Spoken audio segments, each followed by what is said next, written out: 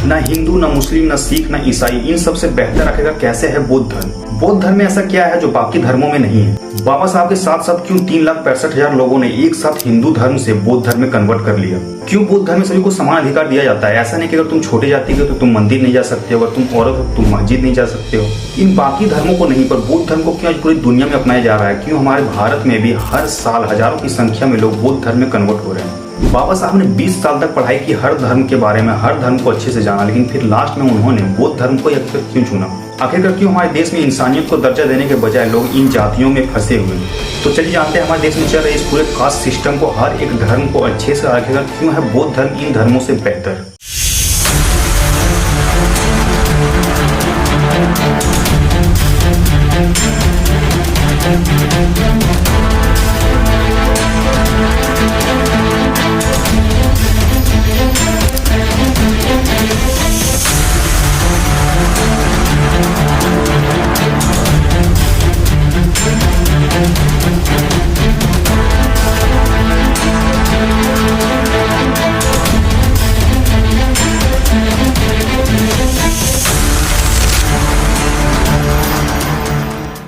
आप सभी का स्वागत मेरे इस 7वें वीडियो में। बाबा साहब ने अपने एक आर्टिकल में कहा है, यदि नई दुनिया पुरानी दुनिया से भिन्न है तो नई दुनिया को पुरानी दुनिया से अधिक धर्म की जरूरत है। बाबा साहब का कहना था कि धर्म के बिना इन दलितों का उद्धार नहीं हो सकता है। इसलिए जब तक ये दलित लोग ये हिंदू धर्म से जुड़े हैं, हिंदू धर्म इन्हें कभी समान नहीं समझेगा। इसलिए बाबा साहब ने सोच लिया था कि मैं जिस धर्म में अपना पहला सांस लिया हूँ उस धर्म में आखिरी सांस नहीं लेना मुझे, क्योंकि हिंदू धर्म का ये जो व्यवस्था है ये दलितों का सिर्फ शोषण ही करती रहेगी। बाबा साहब का कहना था कि भारत भले ही अंग्रेजों से आजाद हो जाए पर तब तक आजाद नहीं होगी जब तक इस देश में जाति प्रथा है। इसीलिए बाबा साहब ने दलितों से हिंदू धर्म छोड़ने का अपील किया, पर ये इतना आसान नहीं था। बाबा साहब के सामने एक बड़ी समस्या आ गया कि अगर हम लोग हिंदू धर्म छोड़ते हैं तो हम लोग आखिर किस धर्म में जाएंगे जो इससे बेहतर हो सके। बाबा साहब सबसे ज्यादा पढ़े लिखे होने के कारण ये दलित समाज को लीड करने की काबिलियत रखते थे और उन्होंने ऐसा ही किया। उन्होंने अपना पूरा जीवन दलित समाज को समर्पित कर दिया। फिर बाबा साहब 13 अक्टूबर 1935 को नासिक में घोषणा करते हैं कि वे हिंदू धर्म को छोड़ रहे हैं। फिर 1936 में उन्होंने एक साल बाद एक महासम्मेलन में उन्होंने भाषण दिया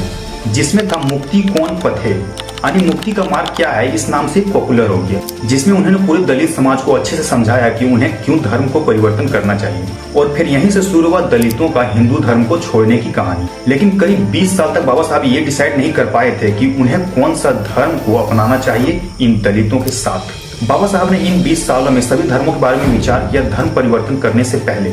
बाबा साहब के अगर सारे पुराने आर्टिकल को देखा जाए तो ज्यादातर इस्लाम की तरफ इंक्लाइन दिखाई देते थे। 1929 में बहिष्कृत भारत में नोटिस टू हिंदुइज्म में लिखा, if you want to convert become a Muslim, यानी अपना धर्म परिवर्तन करना है तो मुस्लिम बनो। पर इस बात से पूरे हिंदू ऑर्गेनाइजेशन में डर का माहौल बन गया था। सभी को लगने लगा कि ये सभी इंसान को मुस्लिम बनाना चाहता है। फिर पूरे हिंदू ऑर्गेनाइजेशन के द्वारा ये परिसर बनाया गया बाबा साहब पर, या तो आर्य समाज को चुनिए या फिर सिख धर्म को। पर बाबा साहब को सिख धर्म में भी जातिवाद दिखाई दिया, जिसके कारण उन्होंने उनका विचार छोड़ दिया।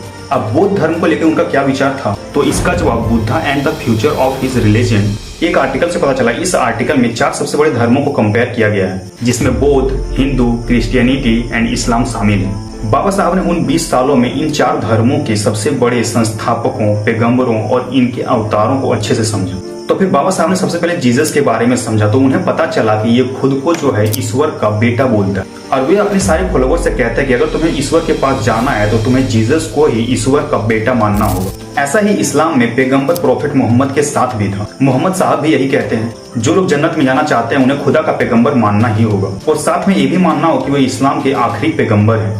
क्रिश्चियन और इस्लाम के बाद जब बाबा साहब ने हिंदू धर्म को जाना तो पता चला कि इस धर्म में जो भी अवतारी पुरुष जन्म लेता है वो खुद को परमपिता परमेश्वर यानी भगवान समझता है। इन तीनों धर्मों को अच्छे से जानने के बाद जब बाबा साहब बौद्ध धर्म को जानने के लिए गए तो उन्हें पता चलता है कि इस धर्म में ना कोई ईश्वर, ना कोई पैगंबर, ना कोई अवतार है। इस धर्म में बस इंसान है और ये लोग बस इंसानियत को मानता है। और बौद्ध धर्म में सभी इंसान इंसानियत को लेकर ही अपने धर्म का प्रचार करता है। बौद्ध धर्म के फाउंडर गौतम बुद्ध है, आप सभी को पता ही होगा। गौतम बुद्ध ने अपने धर्म में कोई भी चमत्कार या कोई भगवान का दावा नहीं किया। जहाँ पे जीसस, प्रॉफिट मोहम्मद और हिंदू अवतारों ने खुद को मोक्ष और मुक्ति का दाता कहा, तो वहीं गौतम बुद्ध ने सभी को मुक्ति का मार्ग दिखाया जिसपे सभी लोगों को खुद ही चलना था। और गौतम बुद्ध कहते हैं कि धर्म में जरूरत के हिसाब से बदलाव होते रहेंगे, तभी धर्म का मतलब बचा रहेगा।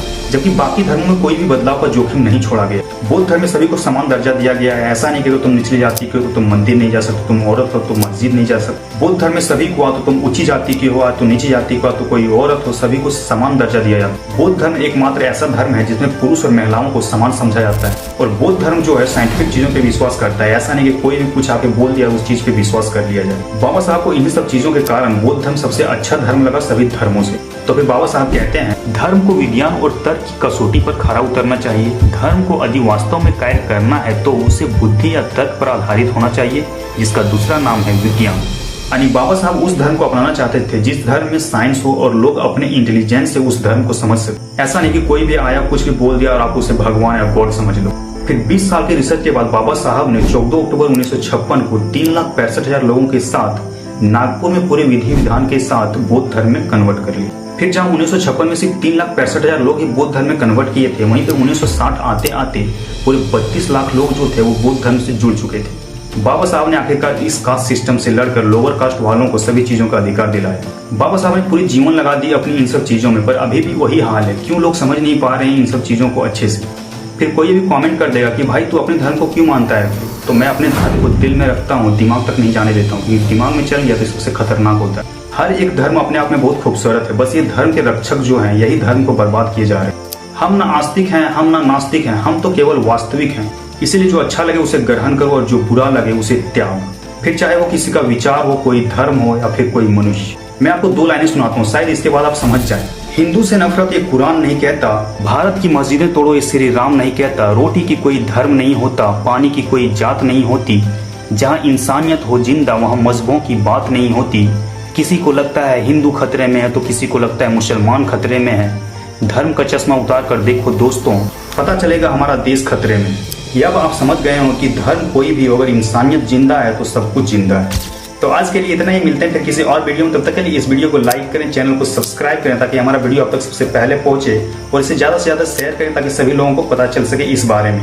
तब तक के लिए आप सभी का बहुत बहुत धन्यवाद।